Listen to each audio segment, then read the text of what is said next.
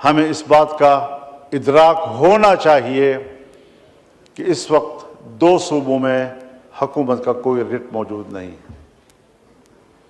और अगर मैं आज वज़ीर आज़म से यहाँ होते और उनके खिदमत पे बसद एहतराम ये अर्ज़ करता कि कबायली इलाकों में क्या हो रहा है, उसके साथ मुत्तसिल अज़ला में क्या हो रहा है, बलूचिस्तान में क्या हो रहा है, तो शायद वो यही कहते कि मुझे उसका कोई इल्म नहीं है।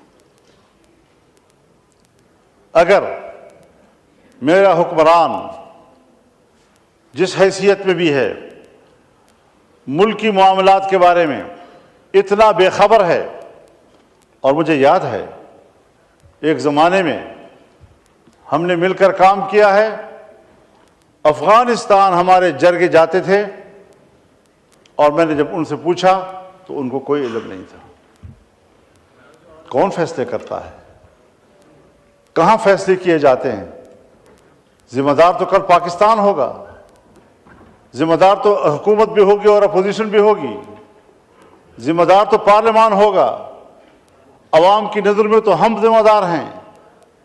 और हकीकत यह है कि इस मुल्क में कोई सिविलियन अथॉरिटी इस वक्त मौजूद नहीं है, कोई नज़रियाती सियासत मौजूद नहीं है। मुकम्मल तौर पर पाकिस्तान में ख़ास एस्टेब्लिशमेंट वो बंद कमरों में और अपने महल्लात में जो चाहे फैसला करते हैं और हुकूमत को उनके फैसलों पर अंगूठा लगाना पड़ता है। हमें कुछ यहां से निकलना होगा या नहीं निकलना होगा? इन्हीं दबीज पर्दों के पीछे हमने सियासत करनी होगी, हमने मुल्क को चलाना होगा। जनाब स्पीकर, मेरे इलाके में ऐसे ऐसे एरियाज हैं जिसको फौज ने भी खाली कर दिया है, पुलिस तो खाली कर चुकी थी। बता दूं आपको, ऐवान को बताना चाहता हूं, वो इलाके कि जो पुलिस तो खाली कर चुकी थी लेकिन फौज भी खाली कर चुकी है, और जहां पर जंग हो और पुलिस भी ना हो और फौज भी ना हो, तो वो एरिया किसके कब्जे में होगा और वहां किसका रेट होगा? और दिल पे हाथ रखकर मुझे कहना पड़ता है, इंतहाई दर्द दिल के साथ कहना पड़ता है कि इस वक्त बलूचिस्तान के 5 से 7 अजला इस पोजीशन में हैं कि अगर वो आज़ादी का ऐलान कर दें तो अगले दिन अक़वाम मुत्तहिदा में उनकी दरख्वास्त को कबूल कर लिया जाएगा और पाकिस्तान को तक़सीम तस्वुर किया जाएगा। कहाँ खड़े हैं हम लोग?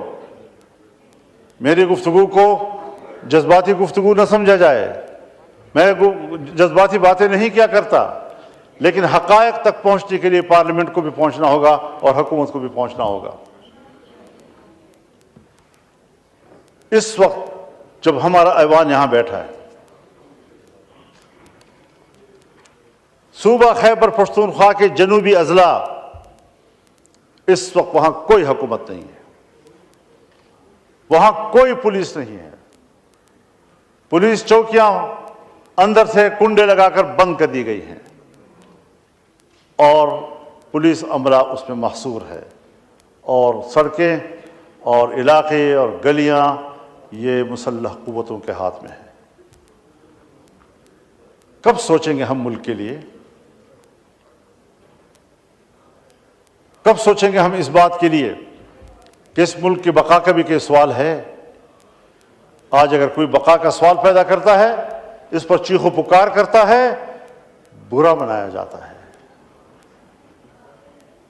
अल्लाह रब्बुल इज़्ज़त भी चीख चीख कर बोलने को पसंद नहीं करता, लेकिन मजलूम की चीखो पुकार को अल्लाह भी सुनने के लिए तैयार है। ला युहिब्बुल्लाहुल जहर बिस्सू मिनल क़ौलि इल्ला मन ज़ुलिम। कोई शख्स भी ऊंची आवाज और चीखते आवाज के साथ बात करे अल्लाह को पसंद नहीं है, सिवाय उस आदमी के जिस पर जुल्म हो रहा है, जिसके साथ ज्यादती हो रही है, जो मुस्तरब है, जो परेशान है। और यहाँ कानून साजियां की जा रही हैं। पहले रियासत को तो मजबूत करो, पहले अपने रेट को तो मजबूत करो। कानून आता है, पास होती ही पूरे मुल्क में नाफिजुल अमल होगा। पूरा मुल्क आपके हाथ में होगा तो नाफिजुल अमल होगा। आप कानून बना रहे हैं, किसके लिए बना रहे हैं?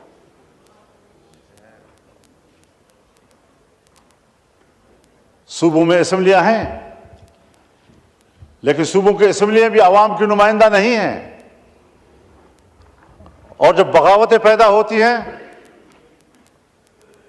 जब अवाम बाहर निकलते हैं, तो कोई मुंतखब नुमाइंदा जो आज मुंतखब कहलाता है, वो पब्लिक का सामना करने की पोजीशन में नहीं है।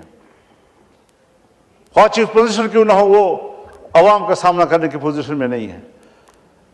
आपका मेंबर पार्लियामेंट अवाम का सामना करने की पोजीशन में नहीं है। आपका मिनिस्टर अवाम का सामना करने की पोजीशन में नहीं है, क्योंकि अवाम उसको अपना नुमाइंदा नहीं समझ रहा। जंग है नजरियात की और अथॉरिटी की। सियासत में जंग नजरियात के साथ होती है, थ्योरीज के साथ होती है।